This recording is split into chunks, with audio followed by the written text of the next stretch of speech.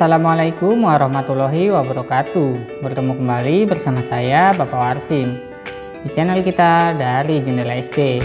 Hari ini kita akan melanjutkan pembelajaran kita untuk kelas 5 tema 2 udara bersih bagi kesehatan. Subtema 2 pentingnya udara bersih bagi pernapasan pada pembelajaran yang kelima. Di pembelajaran kita yang kelima kali ini, fokus pembelajaran kita adalah bahasa Indonesia, IPA, dan SPDP. Sebelum kita mulai belajar, mari kita berdoa terlebih dahulu. Berdoa mulai.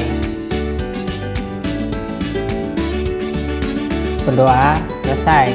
Oh ya, jangan lupa tekan dulu tombol subscribe dan aktifkan loncengnya supaya kamu tidak ketinggalan update video dari channel ini. Baiklah, mari kita ikuti pembelajaran berikut ini. Saat lomba, Dani merasa sesak napas. Dani menderita asma, sehingga mudah sesak napas. Untunglah Dani selalu membawa botol spray untuk melegakan pernapasannya. Asma merupakan salah satu penyakit yang menyerang organ pernapasan. Adakah penyakit lain yang menyerang organ pernapasan? Bacalah uraian berikut. Penyakit pada sistem pernapasan. Organ pernapasan manusia terdiri atas hidung, tenggorokan, dan paru-paru. Setiap organ tersebut dapat mengalami gangguan akibat kuman penyakit yang berasal dari lingkungan atau kebiasaan hidup tak sehat. Berikut beberapa contoh gangguan pada sistem pernapasan manusia. 1. Emfisema merupakan penyakit pada paru-paru. Paru-paru mengalami pembengkakan karena pembuluh darah pada paru-paru kemasukan udara. 2. Asma merupakan kelainan penyumbatan saluran pernapasan yang disebabkan oleh alergi debu, bulu, atau perubahan cuaca. Kelainan ini dapat diturunkan dan dapat kambuh jika suhu lingkungan cukup rendah atau keadaan dingin. 3. Kanker paru-paru. Penyakit ini merupakan salah satu penyakit paling berbahaya. Sel-sel kanker pada paru-paru terus tumbuh tidak terkendali. Penyakit ini lama-kelamaan dapat menyerang seluruh tubuh.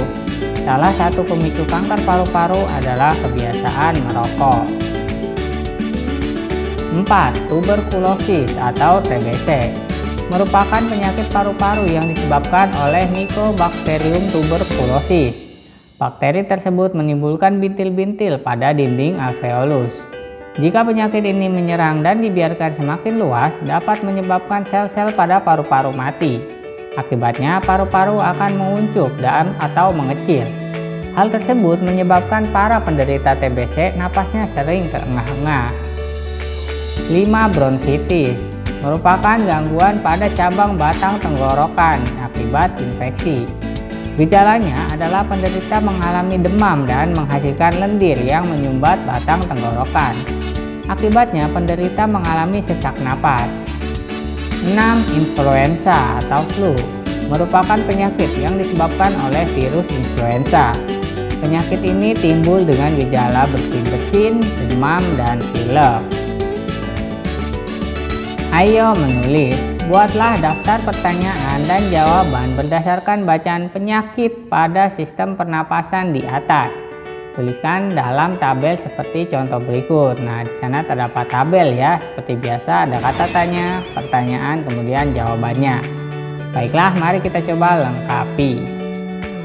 Untuk kata tanya apa? Pertanyaannya, apa penyebab penyakit emfisema? Jawabannya, penyebab penyakit emfisema adalah paru-paru mengalami pembengkakan karena pembuluh darah pada paru-paru kemasukan udara. Kemudian pertanyaan kedua, apa penyebab penyakit asma? Lalu jawabannya, penyebab penyakit asma adalah alergi debu, bulu, udara dingin, atau tekanan psikologis.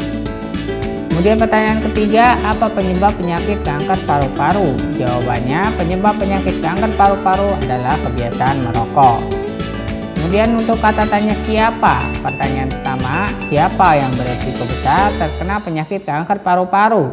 Maka jawabannya para perokok, baik aktif maupun pasif. Lalu pertanyaan kedua, siapa yang beresiko besar terkena penyakit influenza? Maka jawabannya adalah orang yang terserang virus influenza. Lalu untuk yang ketiga, siapa yang beresiko besar terkena penyakit TBC? Jawabannya orang yang terkena virus atau terserang oleh Mycobacterium tuberculosis. Untuk kata tanya di mana? Pertanyaannya, di mana terjadi infeksi pada penderita penyakit bronkitis? Jawabannya, infeksi terjadi pada cabang batang tenggorokan. Lalu di mana terjadinya pembengkakan pada penderita penyakit emfisema? Jawabannya, pembengkakan terjadi di paru-paru. Lalu di mana terjadinya penyumbatan pada penderita penyakit asma? Jawabannya, penyumbatan terjadi di saluran pernapasan. Kemudian untuk kata tanya mengapa? Pertanyaannya, mengapa kanker paru-paru merupakan salah satu penyakit paling berbahaya? Jawabannya, karena penyakit ini lama-kelamaan akan menyerang seluruh tubuh. Kemudian mengapa penderita emfisema mengalami pembengkakan paru-paru? Jawabannya, karena pembuluh darah pada paru-paru kemasukan udara. Lalu mengapa penderita asma mengalami sesak napas? Jawabannya, karena terjadi penyempitan saluran pernapasan. Kemudian untuk kata tanya bagaimana? Pertanyaannya, bagaimana kondisi paru-paru penderita TBC? Jawabannya, kondisi paru-paru penderita TBC menguncup atau mengecil. Kemudian bagaimana kondisi paru-paru penderita emfisema? Jawabannya, kondisi paru-paru penderita emfisema membengkak. Kemudian bagaimana sel-sel kanker pada penderita kanker paru-paru? Maka jawabannya, sel-sel kanker terus tumbuh tidak terkendali. Ayo bercerita. Pada pembelajaran 2, kamu dan kelompokmu telah mencari informasi mengenai penyakit yang berhubungan dengan sistem pernapasan dan tuliskan dalam bentuk bagan atau peta pikiran. Kini presentasikan hasil kegiatan kalian tersebut. Kebiasaan hidup sehat akan meminimalkan kemungkinan kita terserang penyakit, termasuk penyakit pada sistem pernapasan. Salah satu kebiasaan hidup sehat adalah dengan selalu aktif melakukan latihan fisik. Latihan fisik tidak hanya dapat dilakukan melalui olahraga, tetapi juga dapat dilakukan dengan menari. Pada pembelajaran 2, kalian telah membuat clipping gambar tari-tari daerah yang menggunakan properti, bukan?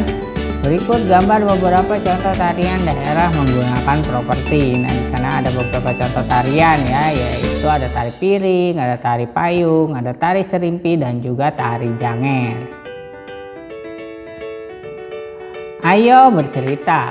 Pada pembelajaran 2, kelompokmu telah membuat clipping tari daerah yang menggunakan properti. Sekarang perhatikan dan ceritakan clipping kelompokmu di depan kelompok lainnya. Pada pembelajaran 2, kamu dan teman-temanmu juga telah memilih dan akan berlatih salah satu tarian daerah menggunakan properti. Apakah kalian telah mengetahui gerakan-gerakannya? Perhatikan contoh beberapa gerakan tari piring berikut. Nah, di sana terdapat contoh gerakan tari piring ya. Baiklah, cukup sekian video pembelajaran hari ini dari Bapak. Like jika kalian suka videonya, dislike jika tidak suka, serta jangan lupa share kepada teman-teman kalian yang kelas 5 SD supaya mereka lebih mudah dalam memahami pembelajaran yang sama. Tuliskan juga komentar kalian di bawah ya, di kolom komentar, supaya Bapak tahu bagian mana saja yang harus diperbaiki. Subscribe channel ini supaya terus berkembang dan memberikan informasi yang menarik dan informatif kepada kalian.